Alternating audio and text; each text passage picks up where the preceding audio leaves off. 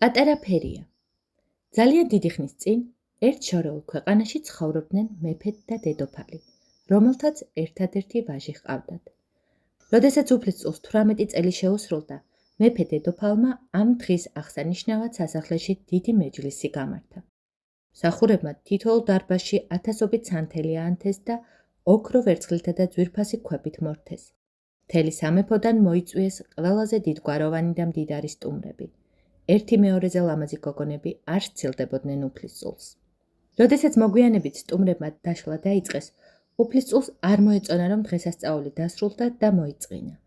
ნაღვლიანი ბაღში გავიდა სასეირნოდ და იმდენხანს მიაბიჯებდა უმიზნოდ, სანამ ერთ მდელოზე არ აღმოჩნდა. ცაზე ნამგალა მთვარე ისეანათებდა, შუადღე გეგონებოდა. უცებ ვიღაცის ხმა შემოესმა. დააყურადა და მიხვდა, რომ ხმა მას ეძახდა. მიმოიხედა ვაჟმა, მაგრამ ირგვლივ ვერავინ დაინახა. გამარჯობა, მეფისწულო. შემოესმა წვრილი წკრიალა ხმა. ისევ მიმოიხედა და ამჯერად დაინახა, რომ მის ფეხებთან ბალახი ოდნავ შეირხა. გაფაციცებით დააკვირდა და პაწაწინა ტყის ფერია დაინახა. ოქროსფერი ძაფით მოქარგული თეთრი კაბა ეცვა და გრძელი ოქროსფერი თმა ნაწნავად ჰქონდა ჩაწნული.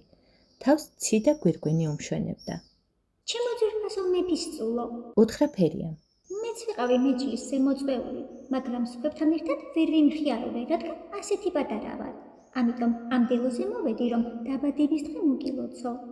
უფლისწული დაიხარა, ხელი გაუწოდა, რომ მადლობა გადაეხადა მოლოცვისთვის, მაგრამ პატარა ფერია სადღაც გაუჩინარდა.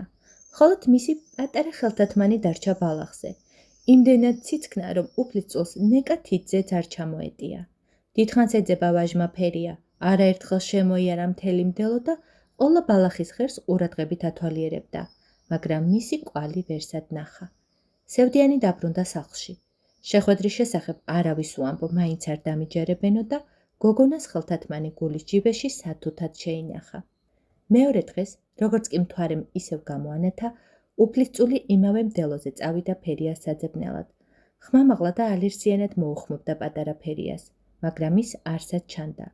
მხოლოდ მას მერე, რაც გულის ჯიბიდან პატარა ხელთათმანი ამოიღო, კვლავ შემოესმა ნაზი ხმა. გამარჯობა, ძვირფასო მეფისწულო. ძლიერ გაახარა ვაჟი ფერიის გამოჩენამ. დიდხანს ეირნებდნენ მდელოზე და საუბარში გაატარეს მთვარის შუქით განათებული ღამე.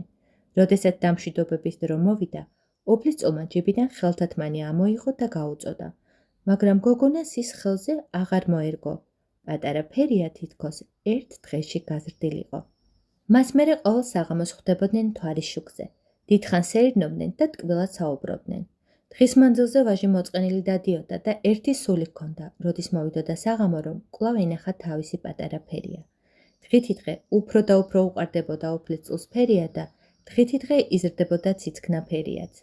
და აი, ერთ დღესაც, როდესაც ცაზე სავსე მთვარე ამოგორდა, ფერია იმხელა გაიზარდა, რომ ადამიანის სიმაღლისა გახდა. ამასობაში ისე შეჰყარებოდა ვაჟს ფერია, მის გარეშე ცხოვრება აღარ შეეძლო. ძალიან მინდა, რომ ჩემი ცოლი გახდე. გამოუტყდა ერთ დღეს ფერიას. ოდესმე, ხომ არ ინანებ ამას? კითხა ფერიამ დაკვირვებით. არა, არასოდეს. წამოიძახა ვაჟმა. სხვა არც ერთი გოგონას დანახვაც კი არ მომინდება.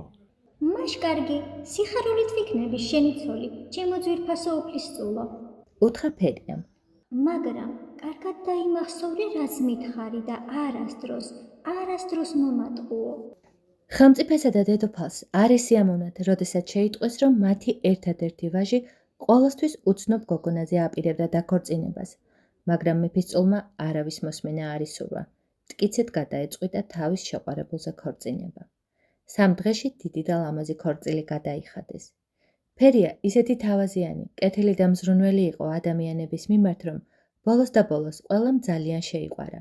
მთელ სამეფოში არავინ იყო უფლისწულზე და მის მეუღლეზე ბედნიერი. ასე გავიდა 3 წელი. ერთ დღეს ხელმწიფეს სასახლეში უცხო ქვეყნის მეფე ესტუმრა თავის ასულთან ერთად. ირგვლივ ყველა მეფის ასული სილამაზეზე და სიმდიდრეზე საუბრობდა. არავის ჰქონდა ასეთი ლამაზი კაბები, ასეთი ძვირფასი ქვებით შემკული სამკაულები. ამის გამო ყველას ეჩვენებოდა, რომ მასზე უფრო ლამაზი ქვეყნად არავინ მოიძებნებოდა.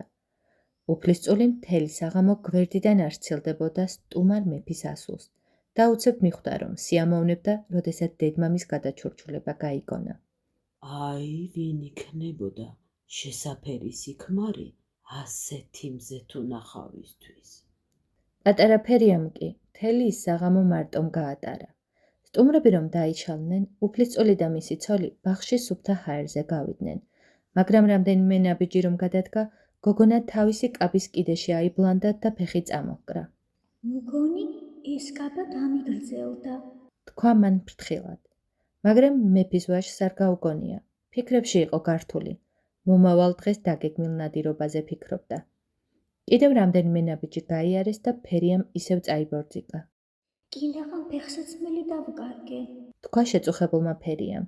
მგონი ფეხსაცმელიც გამიდიდდა. მაგრამ ვაჟმა ისევ არ მიაქცია ყურადღება. ასე მიდიოდნენ უფრო და უფრო შორს და მეფის ასულზე ფიქრებში გართულმა უფლისწულმა ვერც კი შეამჩნია, რომ მისი საყვარელი მეუღლე ყოველ ნაბიჯთან ერთად უფრო და უფრო პატარავდებოდა. როდესაც მთვარის შუქით განათებულ მდელოს მიაღწიეს, ფერია გაქრა. გავიდა ამ ამბიდან რაღაც ხანი და მეფისწულმა მართლაც იქორწინა იმ კაშკაშა მეფის ასულზე წინა სტუმრობისას, რომ დაახვია თავბრუ. მაგრამ მასთან 3 კვირაც არ უცხოვრია ბედნიერად მეფის ვაჟს.